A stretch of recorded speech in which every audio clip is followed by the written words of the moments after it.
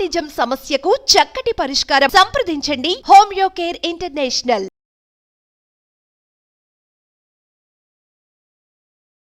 నమస్కారం డాక్టర్ ప్రదీప్ జోషి గారు. శ్రీమాత్రే నమః. సనాతన ధర్మంలో తులసి మొక్కకు అసలు ఏం చెప్పబడిందండి? శ్రీ గురుభ్యో నమః. శ్రీమాత్రే నమః.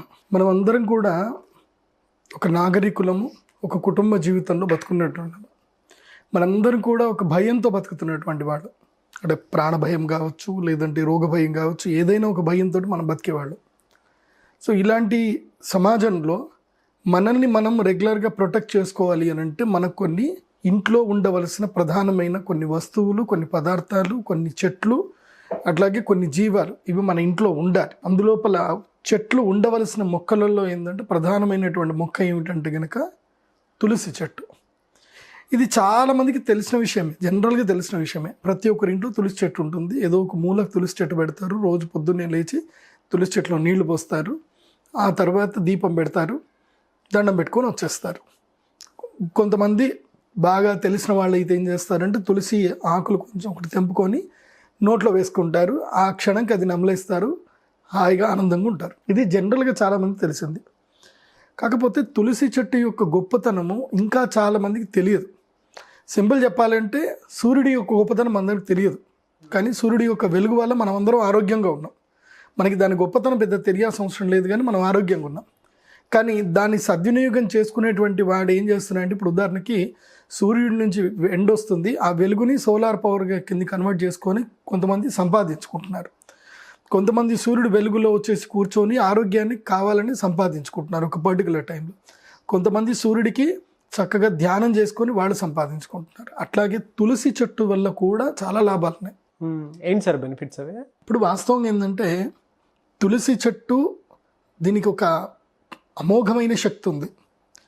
తులసి శ్రీ సఖి శుభే పాపహారిణి పుణ్యదే నమస్తే నారదనుతే నారాయణి నమోస్తుతే. ఈ శ్లోకాన్ని అందరూ గుర్తుపెట్టుకోండి. తులసి శ్రీ సఖి శుభే అని అంటారు. శ్రీ సఖి శుభే అని అంటారు. శ్రీ అంటే ఏంటి? లక్ష్మీదేవి. లక్ష్మీదేవికి సఖి అంటే మిత్రురాలు. శుభే అంటే శుభములను కలిగించేటువంటిది అని అర్థం. ఎప్పుడైనా మనము బయట ప్రయాణం చేసేటప్పుడు తులసి చెట్టుకి ప్రదక్షిణ చేసి బయటకు ప్రదక్షిణకు వెళ్ళారే అనుకోండి, తప్పకుండా మీకు ఎలాంటి అనర్థము జరగదు. మీరు వెళుతున్న పని గ్యారంటీగా సక్సెస్ఫుల్గా కంప్లీట్ అవుతుంది. కాని పనులు కూడా 100% జరుగుతాయి. ఇది తులసి చెట్టుకి ప్రదక్షిణ చేసి వెళ్తే. అందుకోసము ఒకప్పటి కాలంలో ఇప్పుడు ఇండిపెండెంట్ హౌసెస్ చూస్తాం, పాత ఇండిపెండెంట్ హౌసెస్. ఇంట్లో ఏం చేస్తారు అంటే బ్రహ్మస్థానంలో తులసి చెట్టును పెడతారు. ఇంటికి మధ్యలో వెలుగు వచ్చేటట్టుగా పెడతారు. ఇంటి మధ్యలో ఖాళీ ఉంచుతారు. ఆ ప్లేస్లో తులసి చెట్టు ఇది పెడతారు, బృందావనం పెడతారు, తులసి బృందావనం పెడతారు.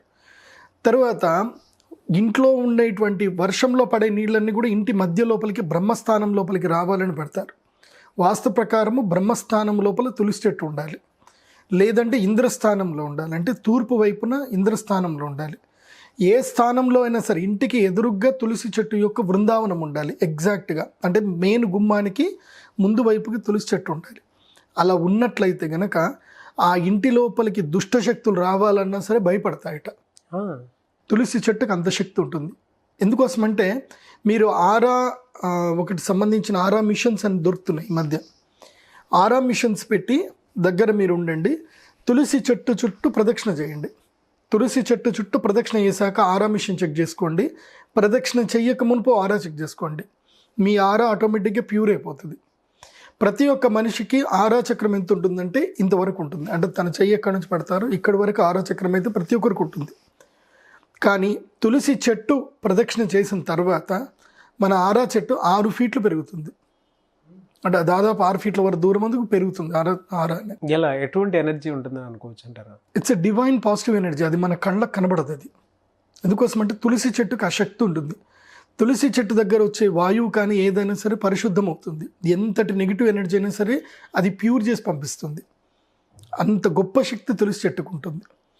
ఇంకో విషయం తెలుసా, ఈ తులసి చెట్టు యొక్క మృత్తికని ఇప్పటికీ కూడా శ్రీమన్ మధ్వాచార్యుల వారి సాంప్రదాయం పాటిస్తున్నటువంటి ఉత్తరాది మఠం వాళ్ళు, కృష్ణ మఠంలోకి సంబంధించిన వాళ్ళందరూ కూడా తప్పకుండా ఉదయం లేవగానే ఏం చేస్తారంటే తులసి మృత్తికను తీసుకొని ఇక్కడ పెట్టుకుంటారు, నామంలాగా పెట్టుకుంటారు. తులసి చెట్టు మొదల్లో ఉండే మట్టిని తీసుకొని పెట్టుకుంటారు. ఆ పెట్టుకోవడం వల్ల లాభం ఏంటిదంటే యమధర్మరాజు కూడా ఎదురుగా వచ్చినా సరే ప్రాణం తీయడానికి జంకుతాడట తులసి మృత్తిక ఉంటే కనుక. ఇప్పటికి కూడా మధ్వ సాంప్రదాయం వాళ్ళు ఎందుకు ధరిస్తారు అంటే ఎంతటి నెగిటివ్ అయినా సరే, యమదూతలైనా సరే రాగానే తులసి మృత్తిక ఎవరికైతే నుదుటి మీద ఉంటుందో వాళ్ళని ముట్టరట, అంత శక్తి ఉంటుందట. ఎందుకు తులసి చెట్టుకి ఇంత శక్తి అని అంటే తులసి చెట్టుని కూడా కృష్ణ అని కూడా పిలుస్తారు. కృష్ణ అంటారు. కృష్ణ అంటే అర్థం ఏంటిది? నలుపు అని అర్థం. కృష్ణ అంటే అర్థం ఏంటంటే శూన్యం అని అర్థం. కృష్ణ అంటే కృష్ణ బిలము, మనకు తెలుసు కదా కృష్ణ బిలం అనేది. సో కృష్ణ బిలము ఉంటుంది, డార్క్ స్పాట్. ఆ కృష్ణ బిలములో ఏదైనా ఒక వస్తువు పడిపోతే అది కాలానికి అతీతంగా వెళ్ళిపోతుంది. ఆ కృష్ణ బిలము నుంచి వచ్చినటువంటి అద్భుతమైన కృష్ణాశక్తియే ఈ యొక్క తులసి చెట్టు. తులసి చెట్టుని మించిన మహా ఔషధమైన వృక్షం ప్రపంచంలో ఏది లేదు. 1 planet it's give more than 1000 remedies అనమాట. 1000కి మించినటువంటి రోగాల్ని నాశనం చేస్తుంది తులసి చెట్టు. అందుకే ఇప్పటికి కూడా ఎవరైనా చనిపోయేటప్పుడు తులసి నీళ్ళు పోయండి అని అంటారు. ఎందుకంటారు తులసి నీళ్ళు పోయడం అని? తులసి నీళ్ళు పోస్తే ఏమైపోతుంది? బతికిపోతాడా? తులసి నీళ్లు పోయడం వల్ల ఏంటంటే సోల్ ప్యూర్ అయిపోతుంది. ఇంకా సోల్ని రికగ్నైజ్ చేయడం ఏంటంటే ప్యూర్ సోల్గా రికగ్నైజ్ చేస్తారు. అంటే ఆ ప్రాణం పోయేటప్పుడు కూడా తులసి నీళ్లు కనుక నోట్లో పడితే ఎట్టి పరిస్థితుల్లో వాళ్ళకి వైకుంఠ ప్రాప్తి కలుగుతుంది అనేది మనకి భాగవతంలో కూడా చెప్పారు.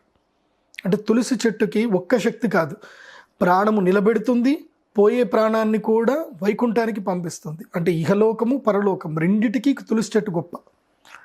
నీకు ఏదైనా సరే ఒక కోరిక ఉంది, బలమైన కోరిక ఉంది, తీరట్లేదు, నీకు ఏ దేవస్థానానికి ఎక్కడ కూడా వెళ్ళాల్సిన అవసరం లేదు. తులసి యొక్క వనం తయారు చేసుకోండి. తులసి వనం తయారు చేయాలి అంటే ఒక 100 గజాల్లో ఏదైనా ఉంటే స్థలం లోపల తులసి చెట్లు పెంచుతా పోవాలి. తులసి చెట్లు పెంచి ఆ తులసి చెట్టు మధ్యలోనే కూర్చొని ప్రతిరోజు ఉదయం 6 గంటల నుంచి 7 గంటల మధ్యలో ధ్యానం చేయాలి.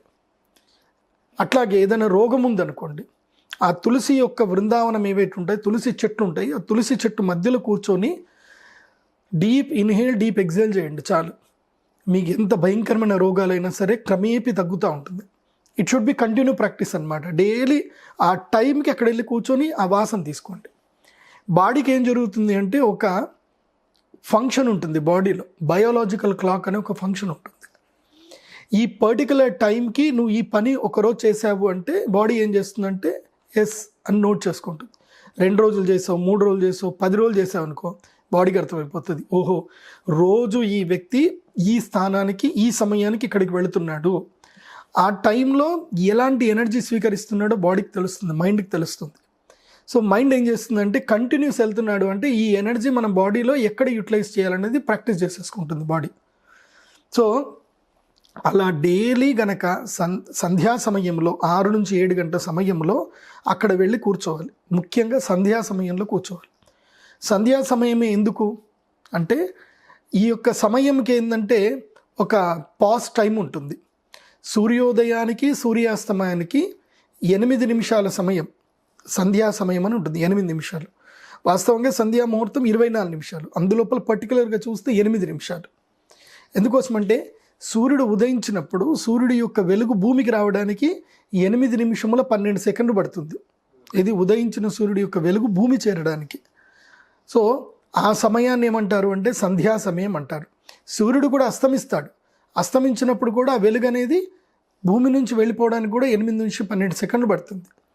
ఈ సంధ్యా సమయం ఏదైతే ఉందో ఈ టైంలో ఏం చేస్తారు అంటే దేవతలు ఈ యొక్క ఎర్త్ని ప్రొటెక్ట్ చేస్తారు. ఎందుకోసమంటే సూర్యుడు పోయేటప్పుడైనా సూర్యుడు వచ్చేటప్పుడైనా మధ్యకాలంలో సంధ్యాకాలం ఏముంటుందంటే దీన్ని అసుర సంధ్య వేళ అంటారు.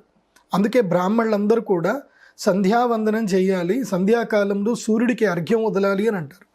సూర్యుడికి అర్ఘ్యం వదిలి ఏం చేయాలి, నెక్స్ట్ ఇమీడియట్లీ మేము తులసి పూజనే చేయాల్సింది. ఎందుకోసమంటే మేము అర్ఘ్య పూజ అంతా అయిన తర్వాత ఆ అర్ఘ్యం నీళ్ళన్నీ కూడా తీసుకొని వెళ్ళి ఏం చేస్తామంటే సూర్యుడికే వేస్తాం. మేము సూర్యుడి కోసం అని చెప్పి తులసి యొక్క బృందావనంలోనే వేస్తాం. అంటే తులసికి అంత గొప్ప శక్తి ఉంటుంది. తులసి బృందావనంలో అర్ఘ్య తర్పణం వేస్తే ఆ తులసి చెట్టే మనందరినీ కాపాడుతుంది. కాబట్టి ప్రతిరోజు ఆరోగ్య సమస్య ఉంది, లంగ్స్ సమస్యలు ఉన్నాయి, ఎలాంటి ఆరోగ్య సమస్య అయినా పర్వాలేదు, ప్రాణాయామంతో ప్రతి ఒక్క ఆరోగ్య సమస్యకి ఫుల్ స్టాప్ చేయొచ్చు. దానికే సిద్ధ విద్య, సిద్ధ యోగము అని అంటారు. ఓకే. ఈ సిద్ధ యోగం ఎక్కడ సిద్ధిస్తుంది అని అంటే తులసి బృందావనం దగ్గర బాగా సిద్ధిస్తుంది. తులసి బృందావనం దగ్గర అంటే తులసి చెట్లు అన్ని చక్కగా పెంచుకోండి. లేదంటే ఇంటి పైన ఉంటుంది కదా, ఇంటి పైన ఏం చేయండి అంటే కుండీలు పెట్టుకొని అన్ని తులసి చెట్లు పెట్టుకోండి. ఆ తులసి చెట్టు మధ్యలో కూర్చోండి.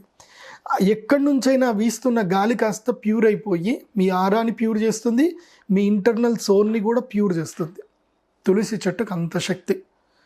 కాబట్టి అనారోగ్య సమస్యలు ఉన్నటువంటి వాళ్ళు, పాజిటివ్ ఎనర్జీ లేదనుకునేటువంటి వాళ్ళు అందరూ కూడా ఈవినింగ్ అవర్లో మార్నింగ్ 6 to 7, ఈవినింగ్ 6 to 7 తులసి చెట్టు దగ్గర కూర్చొని ధ్యానం చేసుకోవాలి. ఓకే. అది కాకుండా ఫైనాన్షియల్గా కూడా తులసి చెట్టు చాలా గొప్పది. అరోమా థెరపీకి కూడా మీరు గనక మీ పొలంలో తులసి చెట్టు కనుక వేసి ఆ తులసి చెట్టు యొక్క రసాన్ని తయారు చేసి కనుక మీరు దాన్ని సేల్ చేశారనుకోండి, దాంతో కూడా డబ్బులు కూడా వస్తాయి. ఇటు పుణ్యానికి పుణ్యము, ఇటు లాభానికి లాభం అన్నీ కలుగుతాయి తులసి చెట్టు వల్ల. ఓకే. ఏదైనా ఒక భూమి బీడు భూమి అయిందనుకోండి, ఆ బీడు భూమిని కూడా మంచి భూమి చేయడానికి తులసి చెట్టు ఉపయోగపడుతుంది.